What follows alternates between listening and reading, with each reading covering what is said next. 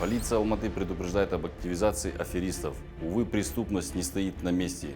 С каждым днем она обретает новые формы и методы. Сегодня, к сожалению, не все знают об информационной безопасности своих персональных данных, как и следствие не соблюдает ее. Вот наиболее популярные схемы мошенничества. Первое. Аферы в отношении пожилых людей. Они совершаются путем звонка на домашние телефоны потерпевших. Мошенники представляются близкими родственниками и сообщают, что необходимо передать им денежные средства, чтобы разрешить ситуацию, которая якобы возникла с ними. Чаще всего речь идет о дорожно-транспортных происшествиях. В таких случаях лучше самостоятельно прерывать разговор. Второе. Денежные инвестиции в онлайн-проекты, где якобы обещают большие дивиденды. Как правило, граждан убеждают вложить деньги в криптовалюту, акции, драгоценные металлы, а звонят зачастую с несуществующих абонентских номеров разных стран и убедительно рассказывают о преимуществах вложения.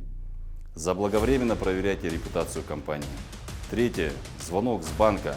Абонент представляет сотрудникам службы безопасности банка и сообщает о попытке третьих лиц оформить на ваше имя кредит. Запомните, сотрудники банка никогда не спрашивают данные о вашей карте, а также не требуют передачи кодов доступа, приходящий вам на мобильный телефон.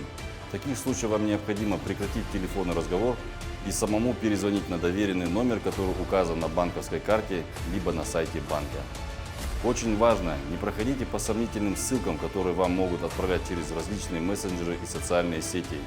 И не вводите данные своих банковских карт на различных сайтах, так как это могут быть вирусными файлами и приложениями, которые специально созданы для сбора вашей личной информации. В дальнейшем будут использоваться для несанкционированной оплаты с вашей банковской карты и дадут злоумышленникам доступ к вашим денежным средствам в мобильном банкинге. Сегодня полиция Алматы разработана несколько версий информационных памяток и анимационных роликов о том, как действуют мошенники. Информирован – значит вооружен. В этих продуктах подробно описаны наиболее популярные схемы преступного промысла мошенников и советы, как не попасть на удочку любителей легкой наживы. Наша цель – обезопасить общество от злоумышленников и профилактировать такого рода преступные проявления.